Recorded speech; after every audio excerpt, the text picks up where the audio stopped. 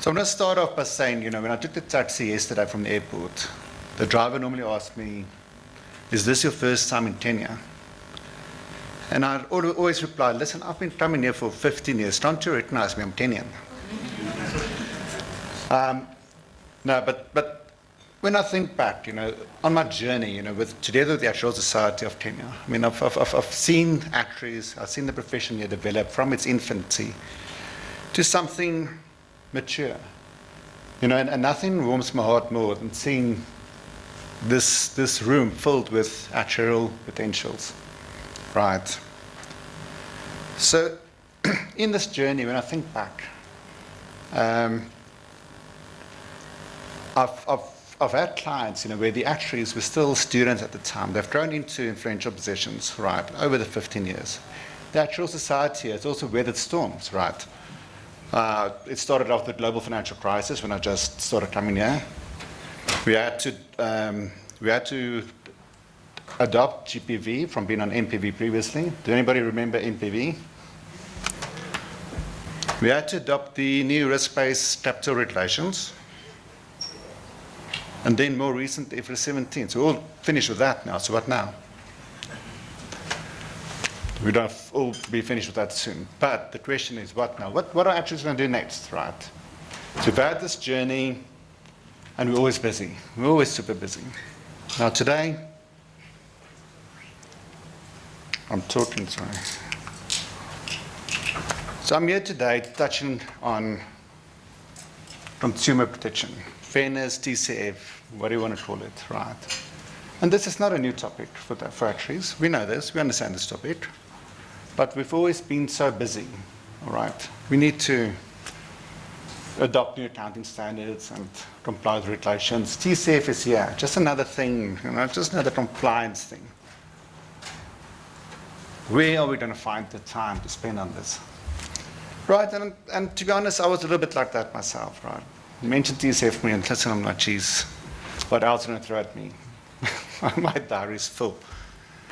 I don't want this. But when I started thinking a little bit more about that, what is TCF? I started realizing it's actually very close to my heart, right? As a professional, as an actuary, given my education, my upbringing, I've always applied TCF in the way that I think, in the way that I approach problems. As actuaries, we always have to think of other stakeholders, and we tend to always think of the policyholder first, right?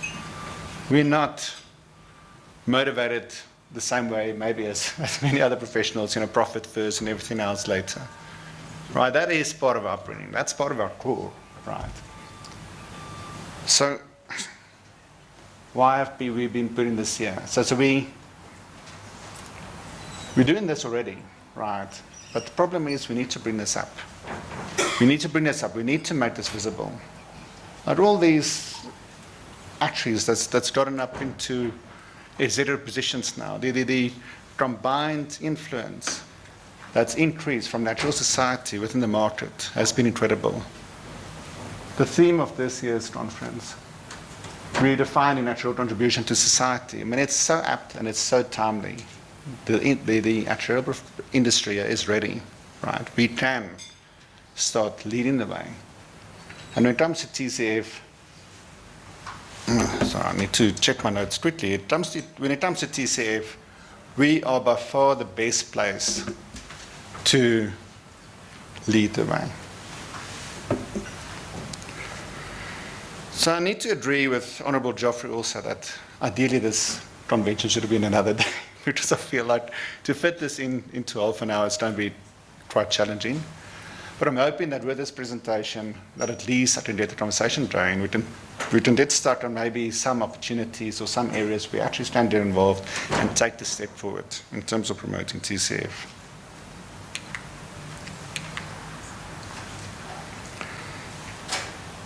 So, what is TCF, right? So just reading the top sentence here, TCF aims to raise the standards in the way the firms carry on their business by introducing changes that will benefit customers and increase their confidence in the financial service industry. I like that sentence. Like it encompasses so many things. Right? It says raise your game. I think it's a challenge. Saying, listen, you guys, we need to bring this in because we haven't been up to the standards that's expected from our customers. We need to do something more. What we've been doing is not enough. But what I also like is that there's another side to this. There's a benefit to this. Right? It increases the confidence in the financial service industry. Why do we want that? Right? It's about trust, right? The financial industry is mostly based on trust.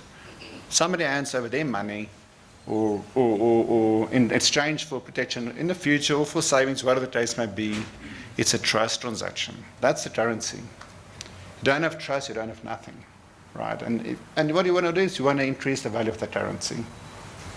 There's a benefit to this. And it's good for everybody. Right? Good for the industry, good for the customer.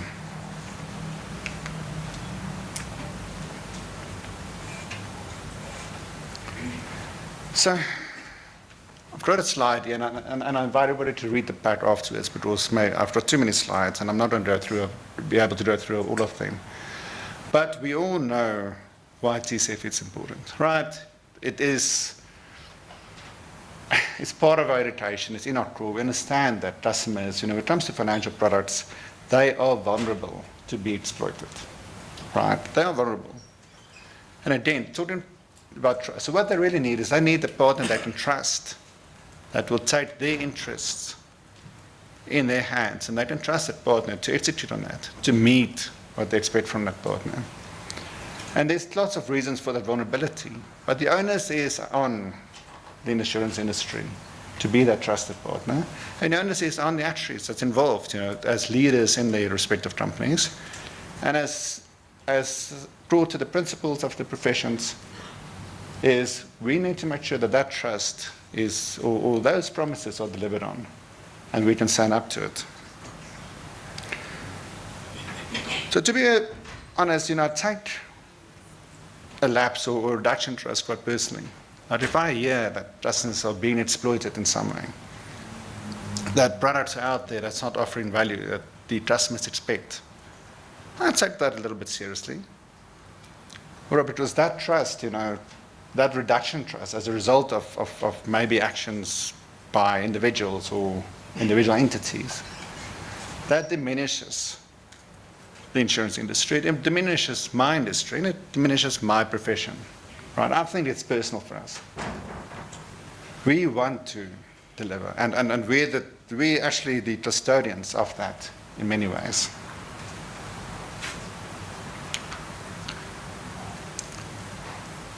So clearly, it's easier said than done, right? I mean, to promote trust in an industry, it's more than just having individual companies acting as they should be acting.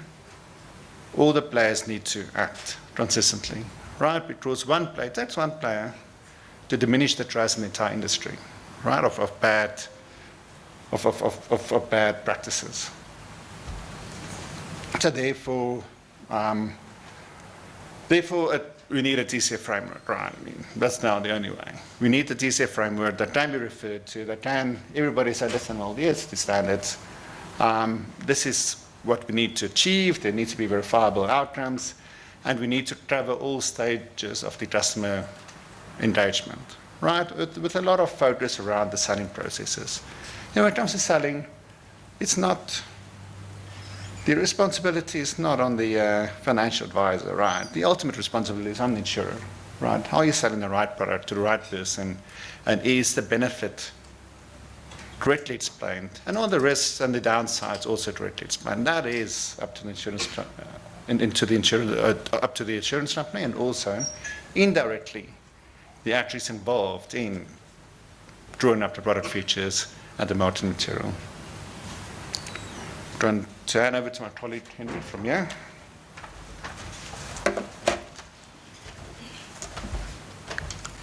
Good afternoon to everyone. Both here, Henry, are my names.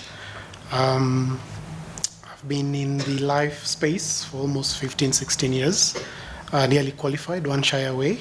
So looking forward to that next year. And Xander, as my peer here, my boss actually, has talked about credibility. Just want to start off with hopefully a short story, a very personal one, so allow me to be a bit vulnerable. So about 10 years ago, I was unwell. Moses Motuli was my boss then. And so I made my way to medical outlet that does outpatient. So I got there, got checked by the doctor. I was quite unwell, so I did ask my wife to, just meet me at the center and, take me home. So she arrived, just to pick me up, we go. And she saw someone and, have you ever seen the face of fright? Fear was in her eyes. And I was like, what's wrong? And she immediately asked me, who treated you? Can you point out the doctor who treated you? I was like, why? Just point out. So I pointed out who the doctor was. And okay, for being professional, I won't repeat the words she said. And I wondered, like, what's going on? So long story short, it turned out that I was treated by a quack doctor. And what was probably a bit frightening was that I had gotten some medication, injectables, 2 of them. I was given a pill. 30 minutes later, I was supposed to take another pill. So the reason I'm sharing this is to the point of credibility, and we've talked about the vulnerability of clients. So it got me a bit paranoid after that. So any medication before I could take, I'd have to do my own Google, what is this and that and that. So the point I'm trying to bring out with this and probably draw parallels is the trust that customers should have in us as an industry, as a profession. So with that in mind, we want to delve into TCF. TCF is very broad, and because we can't cover all of it in the different aspects, we chose specific elements. But before we delve into that, this is probably just more of a reminder. So anybody who's engaged with TCF within the studies, you'll see the 6 outcomes. Apologies, the 6th one is repeated. But we know it's to do with developing products that are attuned or aligned to the customer needs, no barriers of exits, those kind of things, disclosures should be there. So in the interest of time, I won't go verbatim. So our focus for today is the products and services expected. So in my case, I was expecting, good treatment, right? Fortunately, it turned out the story turned out well. At least I'm standing here. So in our case, we took an interest, and if I borrow from our morning speaker, Lusani, about research, we did a desktop research with regards to commissions. And what took us through to commissions was the whole idea of within the Kenyan market space, and we look at the numbers, what do we sell the most within the ordinary life space? Even within pension, they're mostly savings, others might call them investments. So we took an interest to see when it comes to the value for money, so put the customer's perspective into this. The customer is paying you X over a period of time, they are getting a Y. So to them, they're looking at what's the difference of Y and X, right? So that's the perspective we took as we did this desktop research. So some high-level statistics here. The sources are there. So most, as I've said, it's our desktop research. So a lot of this information came from regulatory reports, industry reports, IMF, World Bank, and any other public information. And the key points here to draw out is the first, second, and the last point about within the Kenyan space, at least, because we did focus a bit on Kenya. We see there's quite a positive growth with the GWP. Also, insurance penetration has been improving, and we'll look at that a bit. GWP split between life and non-life, almost even, 55-45. We'll also see how that compares with other countries within Africa. And then lastly, which is to the point of our conversation, because of the significance of endowment products within our markets. And to the point that we're talking about being equitable, treating customers fairly, we'll delve a bit more into that. Again, do allow me, in the interest of time, we'll skip some of this. So these are some of the opportunities and challenges we came up with. You'll definitely have the slides and get a chance to look at them. But one of the items that came up in some of the regulatory reports was the issue of distribution. So whether it's the channel being used, the costs associated with those distribution channels. So in Kenya, we know predominantly it's agency-driven, and similarly within the African continent, much of the business is intermediated.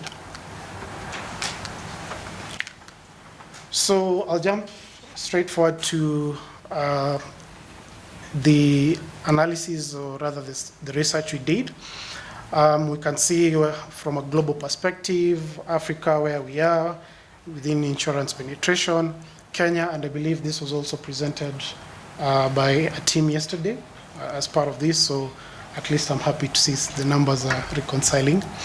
But it was interesting to observe when you look at Kenya and SA, so we kind of had a bias towards SA being best practice, if you'd like, and we deep dived into that. But some of the insights, if I can just share, so within the Kenyan context, and specifically looking at life, as I've mentioned, that's the area of our interest. We saw that in Kenya, looking at the business mix, 42% of the GWP is from pension. About 24% or 25% thereabout is from what we call ordinary life, so retail life. Another 25% thereabout, 20 and 20, pardon me, comes from group life. So we were cognizant that, for example, that in South Africa, most of what you see as life is really retail, and not just retail, protection. So there's a lot of income disability products, term assurance, critical illness, and all that. So just to highlight Kenya once more, breaking that down, you can see the distribution there. You can see the commission ratios. I believe this should be in alignment with expectations from a regulatory perspective. But the point we want to highlight there is ordinary life, because that was our areas of interest, where on average we are seeing 12%. So this 12%, if you compare, if I just go back a bit, sorry for toggling back and forth, South Africa life is at 3.9%. So we are seeing there's almost a 3 times. It's the commission, if I put the statement as, it costs 3 times, or rather we are paying commissions 3 times more than we are paying in South Africa. Not to say that's a good or bad thing, it's just an observation at this point. But, so that's the point we wanted to draw out from that. And then we went a bit further, developed a very hypothetical product, but at least based on some of the products we've seen within the market. So this is an example of a unit-linked product.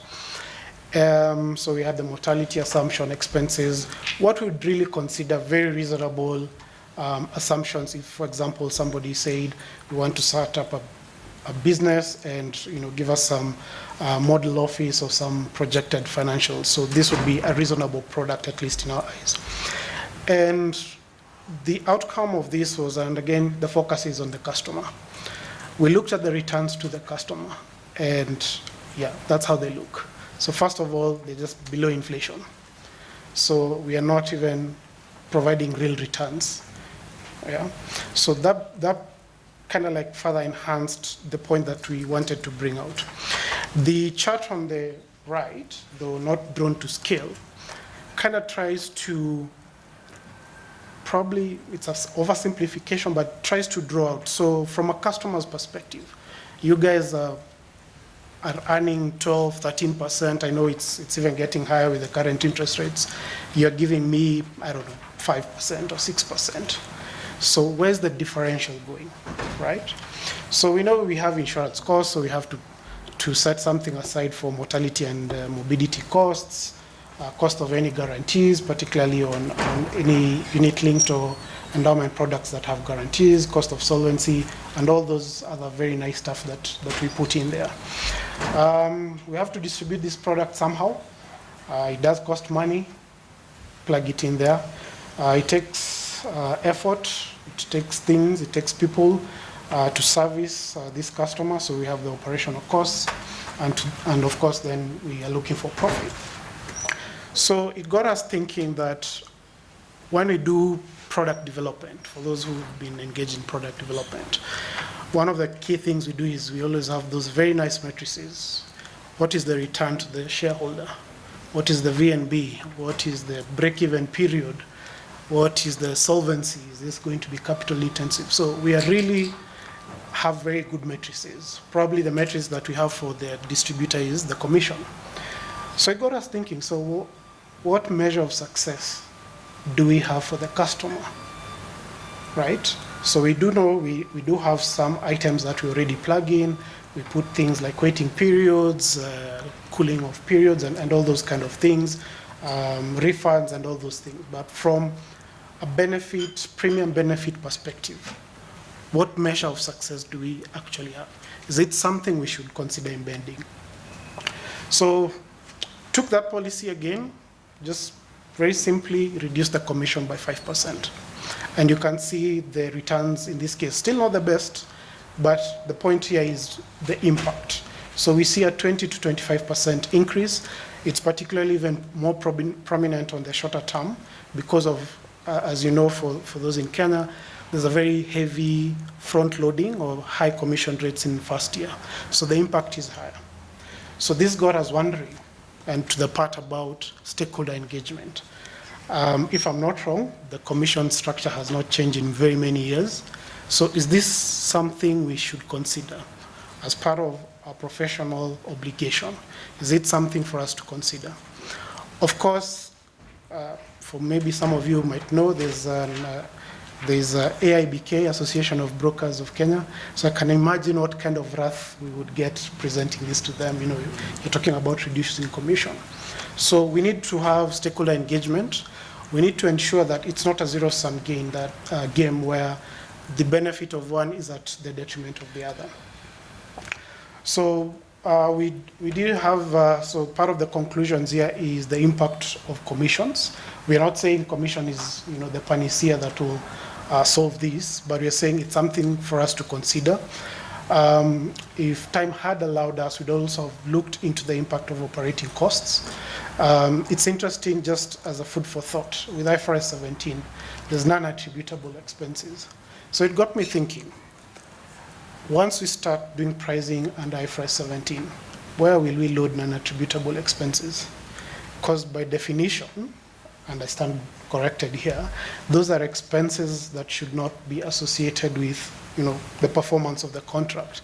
So where will they be priced at? Food for thought. Happy to hear any thoughts that come out. Again, allow me to skip through quite a number of these in the interest of time. So if that was then the problem statement, then what are we saying we should consider as remedial actions? So of course, is again targeted market. So yesterday we had a very great presentation on microinsurance and how it's being embedded. So I can only imagine the sort of distribution cost arrangements they have. So it's looking at different customers, different channels, which is the best, combining, not to say one takes over the other.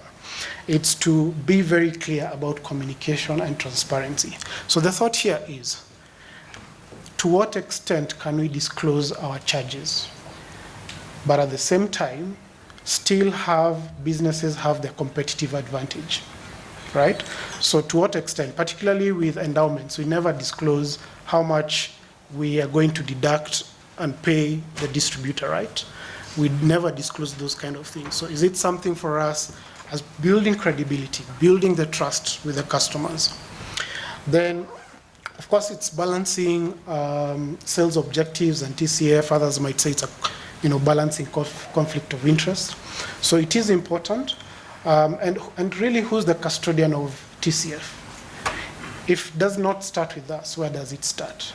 Remember, one of the things as presented is TCF has to be evidence-based. So what actions are you doing? So there's an opportunity to embed the conversation about banking and how we have to put ourselves out there. So can we endear management teams to set up TCF committees? There are ACts, there's investment committees, there are HR committees. Why not a customer committee, right? Whether it's at the board level, whether it's at the management level, junior level, and such kind of things.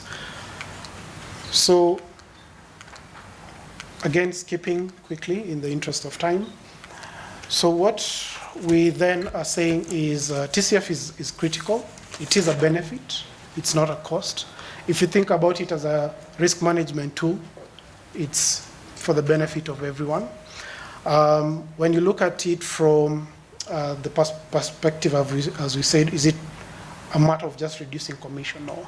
As I've mentioned, it's a stakeholder engagement that we need to have. It does not need to be a zero-sum game that we are reducing the commissions for the benefit of the others. So, because we know that has an impact. As I've mentioned, most of our business is intermediated, whether it's life or non-life. Most of it is non-intermediated.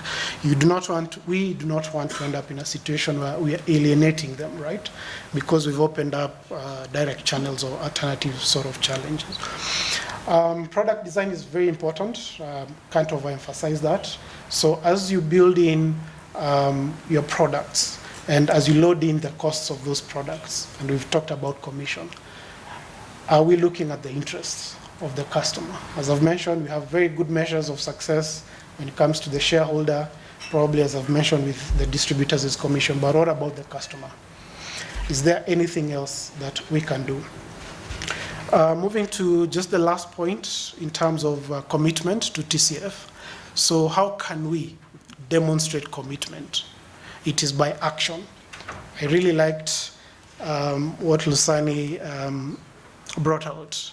I had a different word for it. I call it a TCF actuary, but you mentioned public interest actuary. I think that's better. So should we have such a role, whether it's internally, right? Find a way, of course, if it's, say, the head of actuarial or the chief actuary, probably find a way of delegating that or having a different person doing that role because of course, again, the conflict of interest. As task, with this research, we are more than happy. We've just talked about working parties, the research being done, and all those kind of things. So is there more that we can do to motivate a consideration to review distribution channels, distribution costs, and everything pertaining to distribution of insurance? I remember yesterday's conversation for those that were in the panel on healthcare cost, that 60% of the medicine, I hope I say this correct, 60% of the cost of medicine is just distributor markups and their cost.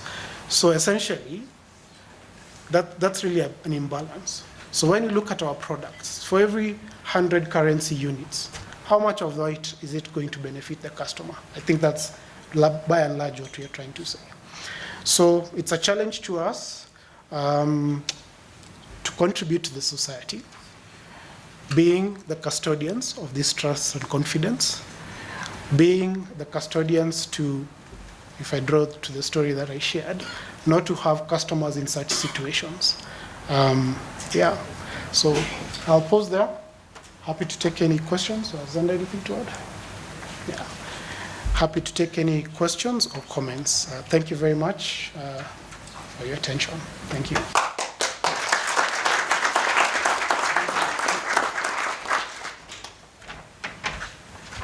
Thank you so much, Henry and Xander. Do you have any questions? Thanks, QED, for the presentation. I think, again, it was a good one. Just have a few comments. I've tried to note them down. So I think if I can start with, and I like the way you guys started by saying, from a client perspective, what they look at is, you put it X versus Y. This is how much I've paid you. This is how much I'm getting at the end. But then I just wanted to ask, in your view, And I don't know the methodology adopted to just quantify, the returns that you're actually showing. But then obviously in the past, measures like maybe the internal rate of return that the client is getting have been used. But then given the context of, say, our market where the endowments are actually quite popular, and we've actually seen over the years as people develop new products, benefits have actually been going up. You think of the disability, the critical illness riders, and even benefits like the waivers of premium on some of these benefits. Do you think that the way then the return is assessed is a fair assessment of the value that the client is actually getting? And how can we go around that in terms of, you mentioned, for example, being more transparent, disclosures, but then if you can get your views on that, it would be nice. I know from just managing the client's expectations from the onset. Typically, they would then get a view of, this is how much I'm expected to pay over the policy term, this is what I'm going to get. Most of the products sold here actually have guaranteed maturity values, so at onset they actually have a view of what am I getting from this. So if you can comment on that, it would be useful.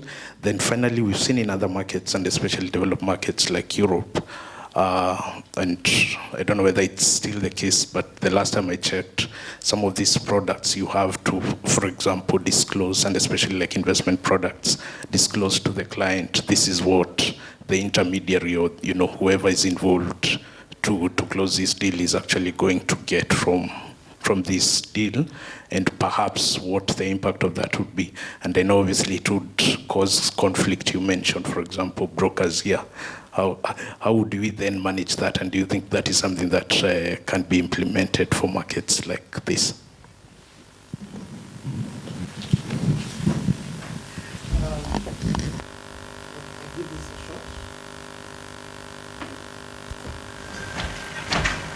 Oh, it's good. Thanks. Quite a number of questions there, so do bear with me if I do ask you to repeat.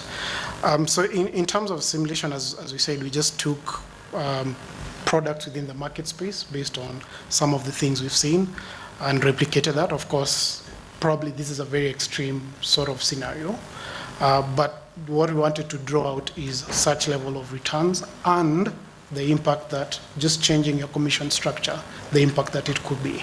So it's not one-to-one relationship as exact. To the question about, this is how I understood the question essentially, how do you convey to the customer, and I know, for example, most of our endowments will have waiver of premium in there, will have some sort of PTD, some sort of risk benefit. So probably that's part of what as task we should consider. There's no an exact answer that I can give at this point. Probably one of them is break down the premium. Actually, if you look at the pricing guidelines we have from the regulator, it asks us to break down premium for each of the benefits that goes there. But again, it goes to also the customer. So according to the customer, remember, we need to do things the way the customer understands the information. So within a premium of, say, 10,000 for argument's sake, maybe you already have your levies in there, your policyholder compensation fund, you have your rider of premiums. So by the time you already deduct all that, maybe it's 9,000. Yeah. Now that 9,000, we know probably not all of it, of course, is going to be invested. So to the point that I was raising, how much disclosure can we take it out? And does it then present to the customer that this is not a fair deal? Because from a customer perspective, and I don't know if some of you have engaged this, where your friends call you and say, I have so-and-so here selling me XYZ, how much are they earning? And immediately you say, the maximum is 50. They say, why are they earning 50%? So I don't think at this point we have an exact answer. As I said, it's still early review, it's an early research of this. So probably part of it is the perspective, how we communicate, how we disclose this information. To the question about what would be a reasonable, I think a reasonable person, and I see at least from my previous life, customers would say, I'm better off putting this money in a circle. I'm sure we've had those kind of analogies, or I'm better off putting this 10,000 in my money market fund. So if that's a reasonable baseline that customers are expecting, should we really then deviate too far from it, right? So I can't say again the answer is X, but again, looking from the customer's reasonable expectation. Sorry, Sam, I think there was another question, or maybe one or two that I may have forgotten. Just add to that quickly.